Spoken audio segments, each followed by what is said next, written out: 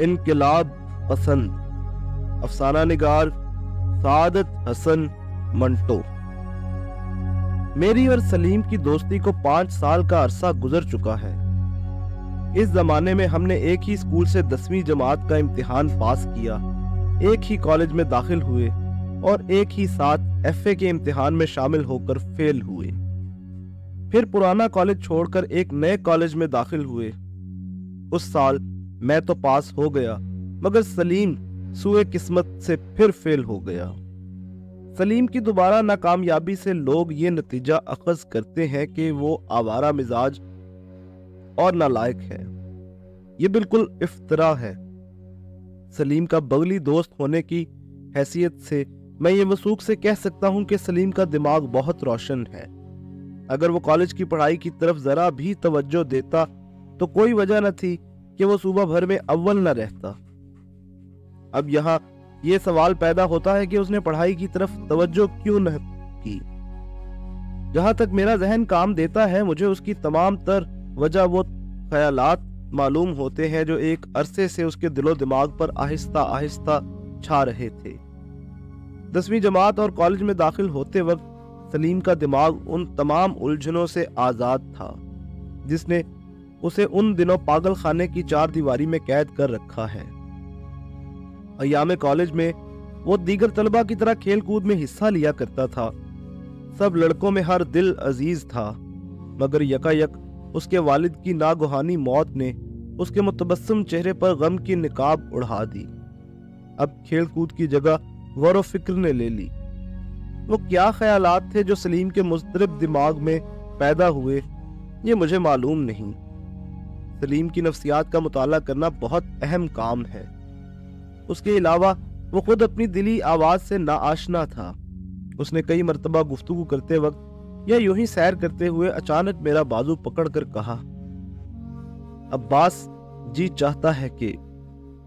ہاں کیا جی چاہتا ہے؟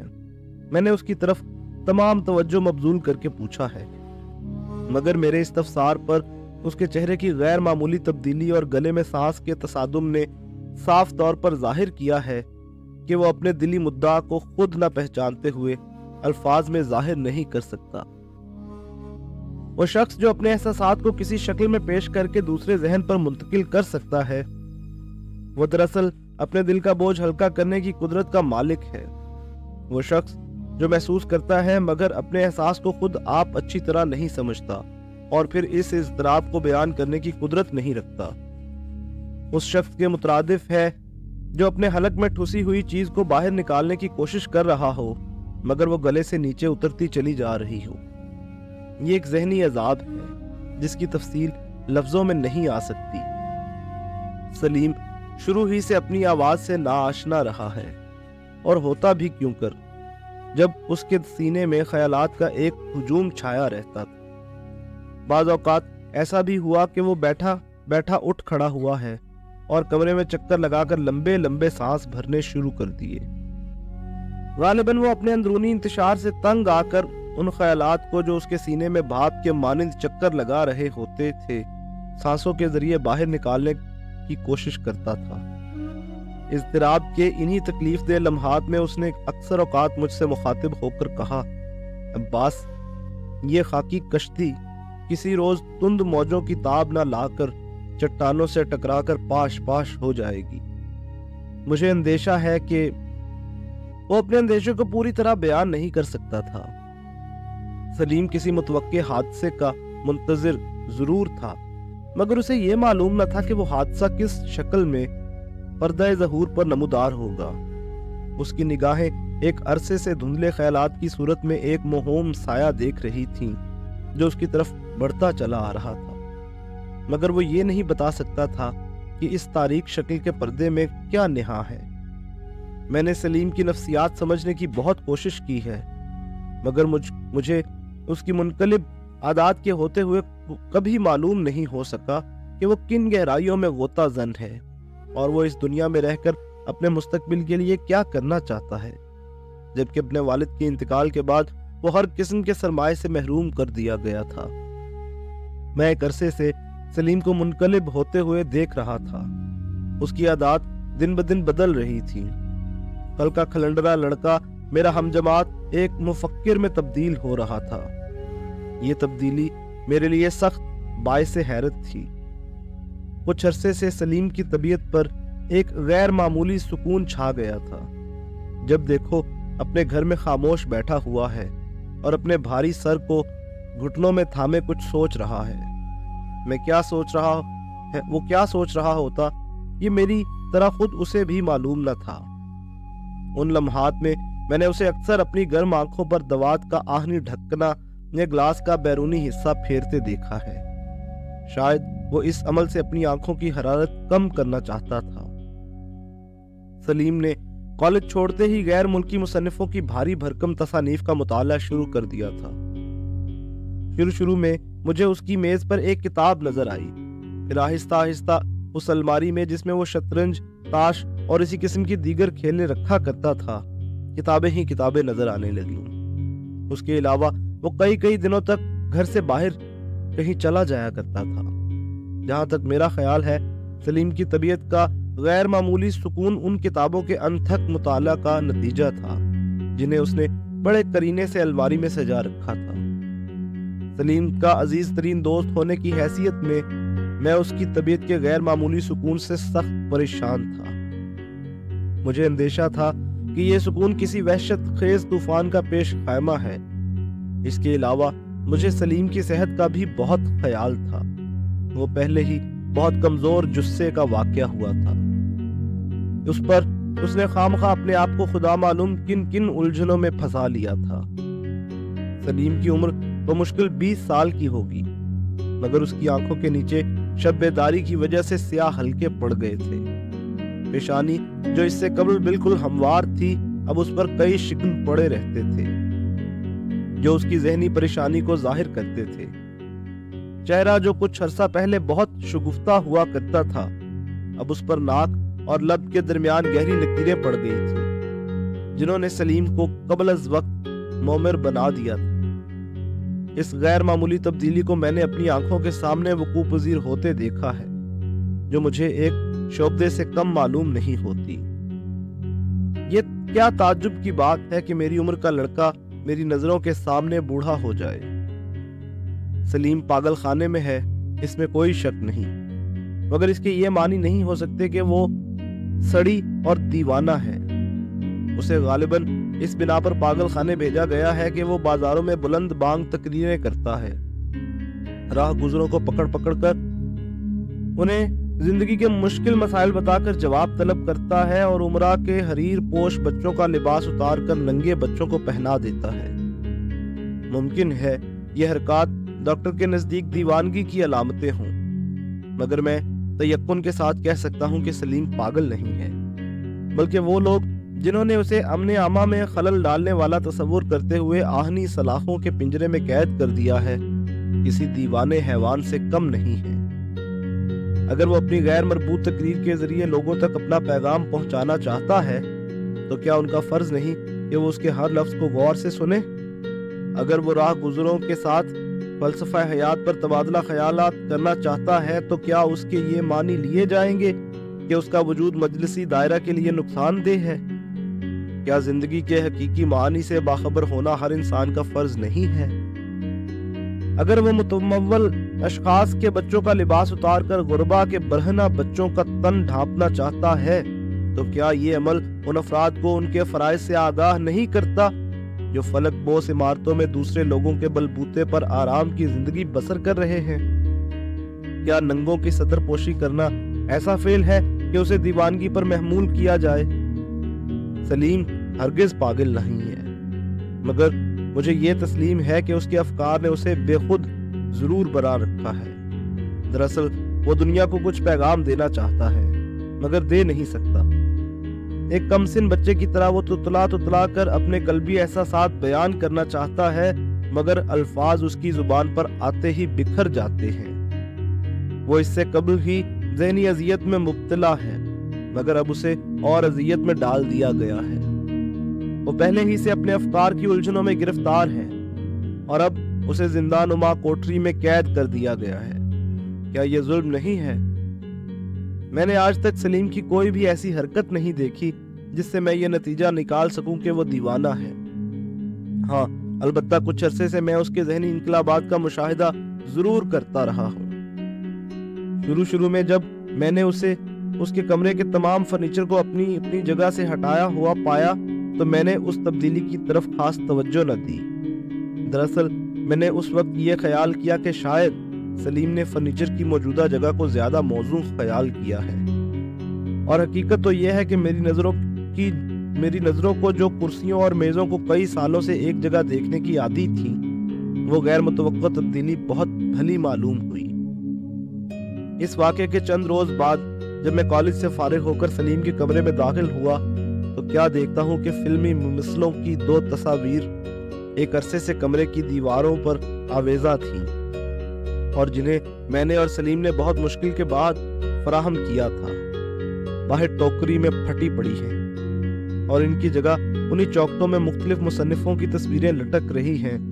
چونکہ میں خود ان تصاویر کا اتنا مشتاق نہ تھا، اس لیے مجھے سلیم کا یہ انتخاب بہت پسند آیا۔ چنانچہ ہم اس روز دیر تک ان تصویروں کے متعلق گفتگو بھی کرتے رہے۔ جہاں تک مجھے یاد ہے، اس واقعے کے بعد سلیم کے کمرے میں 1 ماہ تک کوئی قابل ذکر تبدیلی واقع نہیں ہوئی، مگر اس عرصے کے بعد میں نے ایک روز اچانک کمرے میں بڑا سا تخت پایا جس پر سلیم نے کپڑا بچھا کر کتابیں چن رکھی تھیں، اور آپ قریب ہی زمین پر ایک تکیے کا سہارا لیے کچھ لکھنے میں مصروف تھا۔ میں یہ دیکھ کر سخت متعجب ہوا اور کمرے میں داخل ہوتے ہی سلیم سے یہ سوال کیا، کیوں میاں، اس تخت کے کیا معنی؟ سلیم جیسا کہ اس کی عادت تھی مسکرایا اور کہنے لگا، کرسیوں پر روزانہ بیٹھتے بیٹھتے طبیعت اکتا گئی ہے، اب یہ فرش والا سلسلہ ہی رہے گا۔ بات معقول تھی، میں چپ رہا۔ واقعی روزانہ ایک ہی چیز کا استعمال کرتے کرتے طبیعت ضرور اچاٹ ہو جایا کرتی ہے، مگر جب 15-20 روز کے بعد میں نے وہ تخت ماں تکیے کے غائب پایا تو میرے تعجب کی کوئی انتہا نہ رہی، اور مجھے شبہ سا ہوا کہ کہیں میرا دوست واقعی خبتی تو نہیں ہو گیا ہے۔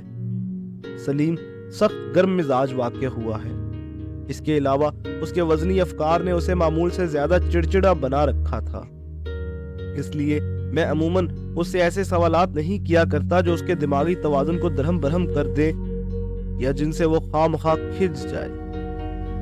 فرنیچر کی تبدیلی، تصویروں کا انقلاب، تخت کی آمد اور پھر اس کا غائب ہو جانا واقعی کسی حد تک تعجب خیز ضرور ہے، اور واجب تھا کہ میں ان امور کی وجہ دریافت کرتا، مگر چونکہ مجھے سلیم کو آزردہ خاطر کرنا اور اس کے کام میں دخل دینا منظور نہ تھا، اس لیے میں خاموش رہا۔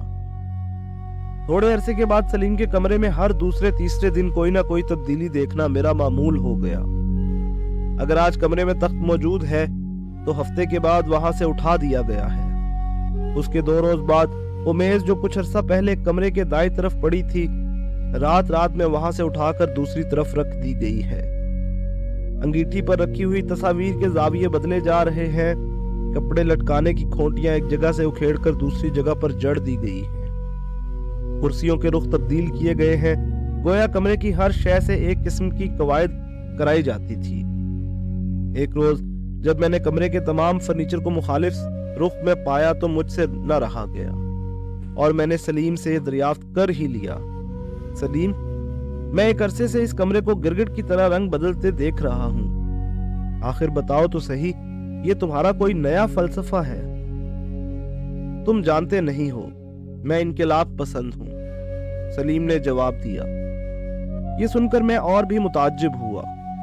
اگر سلیم نے یہ الفاظ اپنی حسب معمول مسکراہٹ کے ساتھ کہے ہوتے تو میں یقینی طور پر یہ خیال کرتا کہ وہ صرف مذاق کر رہا ہے، مگر یہ جواب دیتے وقت اس کا چہرہ اس امر کا شاہد تھا کہ وہ سنجیدہ ہے، اور میرے سوال کا جواب وہ انہی الفاظ میں دینا چاہتا ہے، لیکن پھر بھی میں تذبذب کی حالت میں تھا۔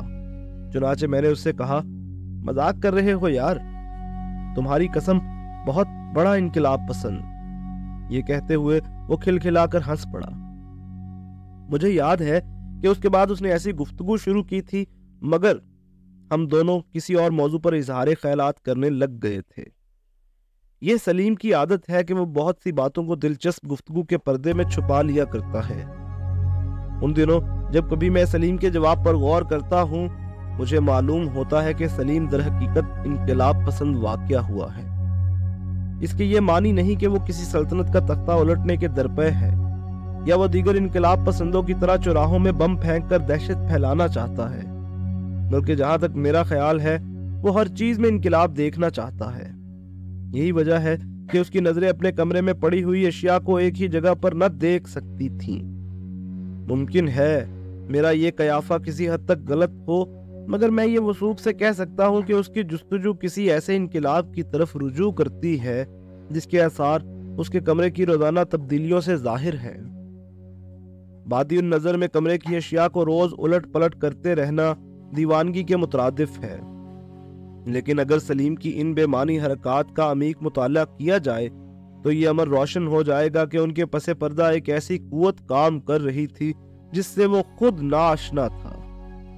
उसी कुव्वत ने जिसमें ज़हनी तासुब का नाम देता हूँ, सलीम के दिमाग में तलातुम बर्पा कर दिया है, और उसका नतीजा ये हुआ कि वो इस तूफान की ताब न लाकर अज खुद रफ्ता हो गया और पागल खाने की चार दीवारी में कैद कर दिया गया।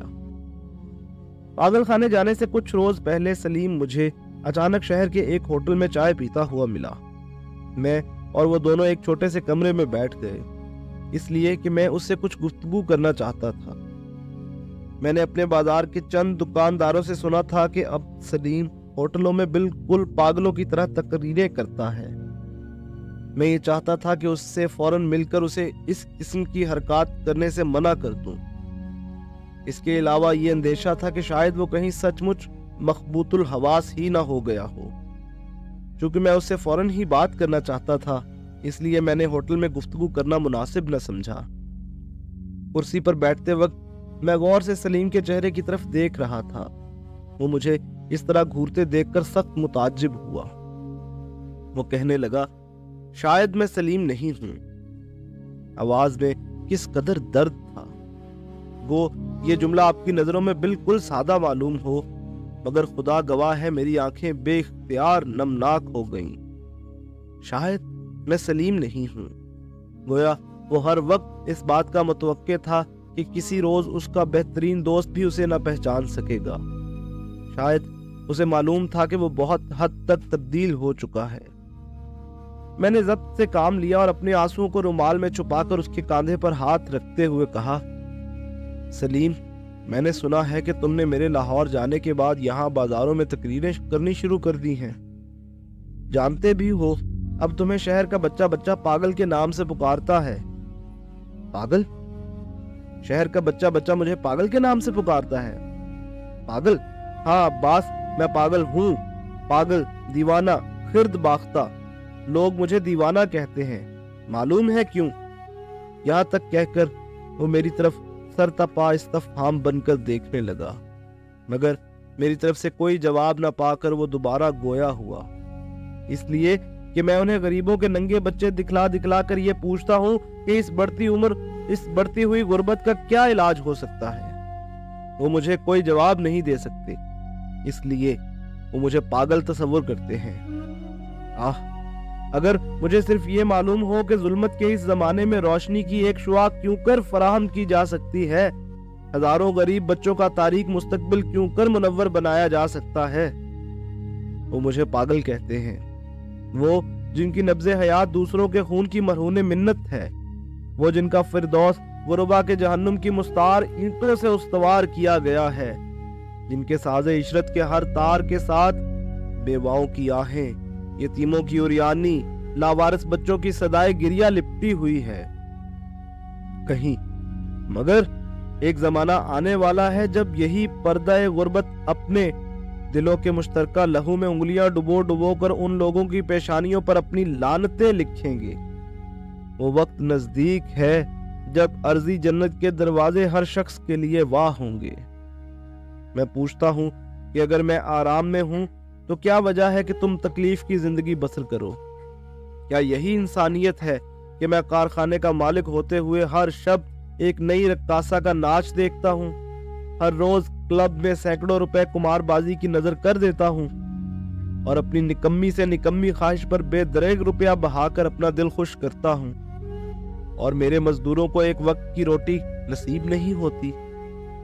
उनके बच्चे मिट्टी के एक खिलौने के लिए तरसते हैं। फिर लुत्फ ये है कि मैं मुहज्जिब हूँ, मेरी हर जगह इज्जत की जाती है, और वो लोग जिनका पसीना मेरे लिए गौहर तैयार करता है मजलिसी दायरे में हिकारत की नजर से देखे जाते हैं। मैं खुद उनसे नफरत करता हूँ। तुम ही बताओ, क्या ये दोनों जालिम और मजलूम अपने फराइज से नाआशना नहीं हैं? मैं उन दोनों को उनके फराइज से आगाह करना चाहता हूँ, मगर किस तरह करूं ये मुझे मालूम नहीं। सलीम ने इस कदर कहकर हाँफते हुए ठंडी चाय का एक घूंट भरा और मेरी तरफ देखे बगैर फिर बोलना शुरू कर दिया। मैं पागल नहीं हूं, मुझे एक वकील समझो, बगैर किसी उम्मीद के जो इस चीज की वकालत कर रहा है जो बिल्कुल गुम हो चुकी है। मैं एक दबी हुई आवाज हूं, इंसानियत एक मुंह है और मैं एक चीख। मैं अपनी आवाज दूसरों तक पहुंचाने की कोशिश करता हूं, मगर वो मेरे ख्यालात के बोझ तले दबी हुई है। मैं बहुत कुछ कहना चाहता हूं, मगर इसीलिए कुछ कह नहीं सकता कि मुझे बहुत कुछ कहना है। मैं अपना पैगाम कहां से शुरू करूं ये मुझे मालूम नहीं। मैं अपनी आवाज के बिखरे हुए टुकड़े फराहम करता हूं। ज़हनी अज़ियत के धुंधले गुबार में से चंद ख्यालात तमहीद के तौर पर पेश करने की सही करता हूं। अपने एहसासात की अमीक गहराइयों से चंद एहसास सतह पर लाता हूं कि दूसरे अज़हान पर मुंतकिल कर सकूं, मगर मेरी आवाज के टुकड़े फिर मुंतशिर हो जाते हैं। ख्यालात फिर तारीकी में रूपोश हो जाते हैं, एहसासात फिर गोता लगा जाते हैं। मैं कुछ नहीं कह सकता।